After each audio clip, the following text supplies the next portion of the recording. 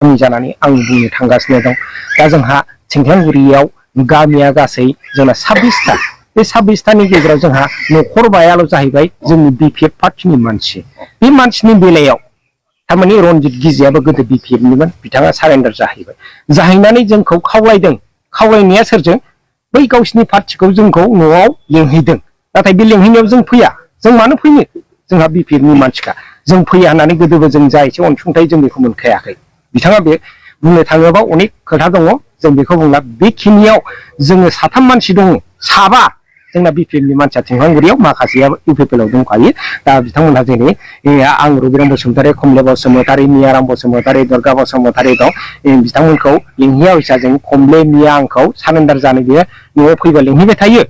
दा लिंहैनायजों लोगोसे जोङो फैया, खिन्थु गाव लिंहैया, सोरबा सासे गावसिनि दालालि फाथायहरो, ओमफ्राय जों फैयो। बिथाङा नांगौबा जोंजों रायज्लायफैथों आरो हायोबा बिथाङा जोंनो माखासे खिनि जोंनि डिमान्डखौ होथों होननानै बुङो। बिथाङा थांनो हाया, ओमफ्राय जों जयेनबो जाहैयाखै। मैयानि मिटिङावबो जोङो पाटगावआव थांदों। थांनाया इउपिपिएलनि मेम्बार दं, बे मेम्बारजों ज' जोंनि पाटगावआव रायजोनि जोंहा सेलेक्सन मोनसे थायोना, रायजो फाथायजानाय ग्रुप थायोना, जों रायजोनि हिसाबै समबायाव थांबाय। मिटिं जानानै जों गारि गंसेयाव गाखोना फैदों। होमबा फन हरगासिनो दं, बिथाङा फन हरना हाब मानसिफ्रा जोंजों दंखायो, गोनां मानसिया मिटिङाव जों लिंलांखानोसै जादों आरो मेम्बारफ्रा। अके, जोंथ' खोनाजोब्बाय गासिबो बिसिनि फन हरनाय रायज्लायनाय मेम्बारा। जों फैबाय सिमरगावआव फैबा होनबाय फैदो, बैयाव जाबाय। हाब जोंथ' थांनो दरखार गैया, जोङो उल्था पार्टिनि होनना मिथिखागौ, नोंथांमोनहा मानो लेंखो? ओमफ्राय जोङो रायजोनिफ्राय जोंहा खरसा हर नालाय रायजोनो, जों बेखौ लाबाय थांबाय। जों इन्द्रानाव साहा लोंबाय माबाय, जों थांबाय। बिथांमोनहा फैनानै जोंनि नाम होफैबाय बा रनजित गिजिनो एडभान्स फन हरबाय। बेखिनियानोसै आरो जों बाहाय जयेन गैया। रनजित गिजिनि न'आव खेबनै हांख्राय हरदों, जों बाहायबो एटेन्ड गैया, जों रायज्लायहैयाखै। खाथां बे जोंना। जों जेबो मिथिया, जों न'आवनो दङ। ओमफ्राय जोंनि नामा बोरै सफैखो, सोर दालालि होखो, जों बेखौ आंनि आनसलिकनि माबाजोंबो प्राइमारि प्रेसिडेन्टजोंबो सेक्रेटारिजोंबो रायज्लायहरदों। नंखाया, सोर दालालिया फानखो? जोंनो दा बेखौ नांगौ। आरो जोंनावथ' मेम्बारबो गैखाया। गथा बिपिएफ होननानै जों लागोआव बालाफारायाव मेम्बारबो होखायाखै। ओमफ्राय सोर फानफैखो जोंनि नामखौ? आङो बालाफारानि।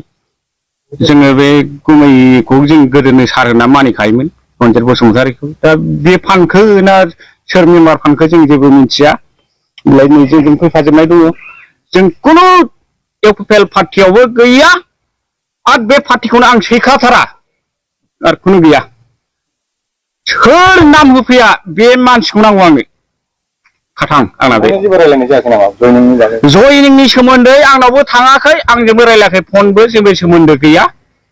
मानो बोरै नाम होखो जों बेखौसो नांगौ दा। जुदि होना पार्टिखौ फाननो मोना, गावस्रा फाननानै फैसा मोनदों ना मादों? दा जोंखौ फाननानै फैसा जानो हादों, जोंनो बेखौसो नांगौ। खाथां आङो बुंबाय, जों इउपिपिएलआव गैया, आरो इउपिपिएल पार्टिखौ जोंनाव हाबनोबो हाखाबावा। खाथां आंना बेनोसै।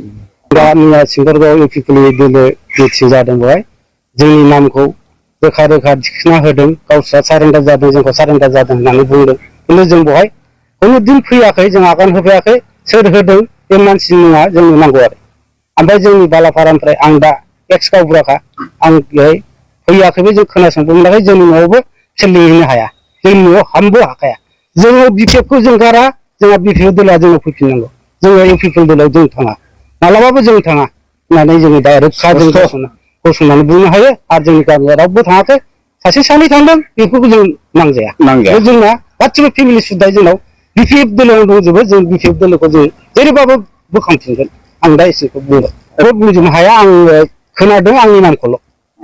मथा मथि बिसोरो 40 जन 45 जनसो गाबज्रिदों जों लागोनिखौ, बे खिन्थु सासेबो फैयाखै। ओमफ्राय मोनसेल' खोथा आं बुंनो हागोन, गावसिनिनो मानसिखा बे आबौ जाबदाया सुदेरा, माबायाव पाटगावआव आर'नाइ गानखानाय, बेखौनो मैया गानहोबावबाय। बे 190 जननि गेजेराव माने नाम होद्लाबायदों बिसोरो जाहाथा, खिन्थु जोंनि मानसियाथ' फैयाखै। जे बेक्तिफ्रा दिनै नाम होजादों, बिथांमोना दा गाव गावनि स्टेटमेन्टखौ होगोन। आरो बिसोरो सम्भब 40 जनसो गावसिनि मानसिफोरखौनो बेदिनो आर'नाइ सोबाय थादों। आरो बेवहाय खुनु गोदान माने BPF निफ्राय जयनिं लाफैनायखौ जों नुनो मोनाखै।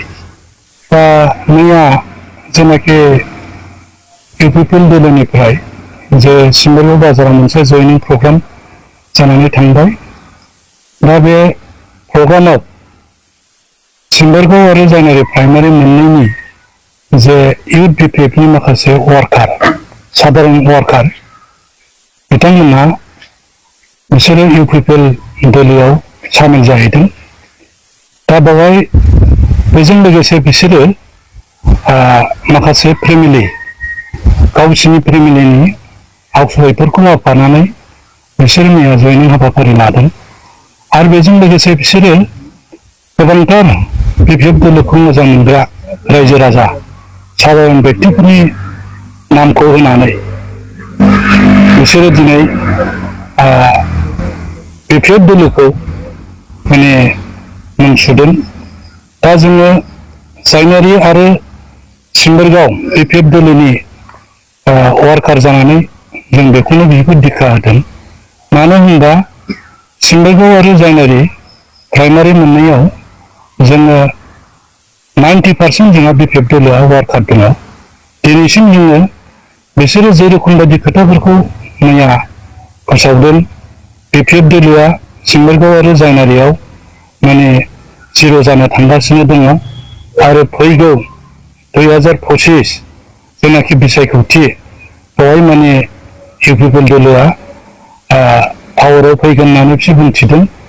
नाथाय दिनै बेफोर मिथ्या खोथा, बेफोर खोथाफ्रा माने खुनु बिथा गैया। जों सिम्बोरगाव आरो जायनारि हिसाबै BPF दोलोआ जेरैबायदि स्ट्रं जाबोगासिनो दङ आरो बे फैगौ बिसायख'थियावबो जोङो देबोरगाव ब्लक हिसाबै जोङो BPF दोलो हिसाबै जोङो देरहागोना खाथां।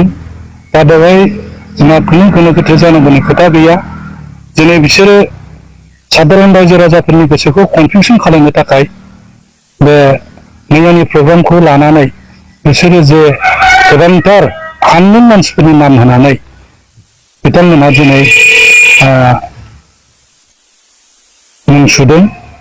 नाथाय दिनै जे व्यक्तिफ्रा बिसिनि मैयानि प्रग्रामाव जे व्यक्तिफ्रा माने नाम होनानै बिथांमोना दिनै जोंनि गेजेराव फैदों बिसोरो माने खुनु खोथा फंसे गैया। जे व्यक्तिया बिसिनि मुंखौ होदों बिसोरो दुखु मोनदों। दा ओंखायनो जोङो खावलायदों जाहाथे बायदि जोंनि BPF दोलोनि वार्कार एबा सापर्टार बिथांमोनखौ बिसोरो नाम होलाबायनानै बिसोरो बे एखे मोनसे लाजिथाव आरो मुगैथाव मोनसे खामानि जादों। आरो बेथ' असम्भब मोनसे पार्टिखौ जिर' खालायनो हानायाथ' गोजाननि खोथा। मानो होनबा माने बेयो सासे एक्स BLT वेलफेयारनि सासे सोद्रोमामोन। बे माने जों बेखौ ओनसोलनि हिसाबै जों बेखौ मिथिखागौ। गाव जेखि बुंनानै लाया मानो बे गावनि खोथा। खिन्थु जों ओनसोलनि हिसाबै जोंहा बिनि मा क्वालिटि दं मा क्वालिटि गैया जों बेखौ मिथिगौ। दिनै बियो जथेस्थ' माने बेहा मान सनमान दंमोन BPF दोलोआव थानाय समाव। खिन्थु दिनै बियो इयुनाव मा मान सनमान मोनगोन मोना जों बेखौ बुंस'नो हाया। खिन्थु दिनै बियो मा जाहोननि थाखाय बियो इउपिपिएल दोलोआव थांनानै बियो दिनै सिम्बोरगाव प्राइमारियाव जे मोनसे जयनिं प्रग्राम खालामफैदों बेवहाय जोंहा खुनु BPF दोलो हिसाबै जों मालाबाबो दुरबल नङा। आरो बियो कालेक्टर मोननाय जों खोनादों।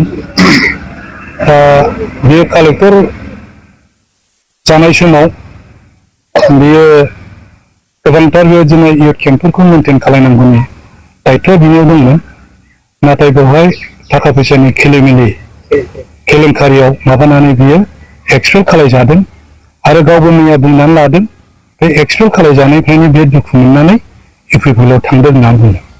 दा जों बिनि खोथानिफ्राय जों बुजिनो हायो सासे एक्टिभ वार्कारा माबा मोनसे गावनि बिफांनि जुनारखौ गाव नुवालासिनो बियो दिनै गावखौ माने मोजां साननानै खामानि मावोबा थिग गाब्र'हैयो दा बियो गाब्र'हैदों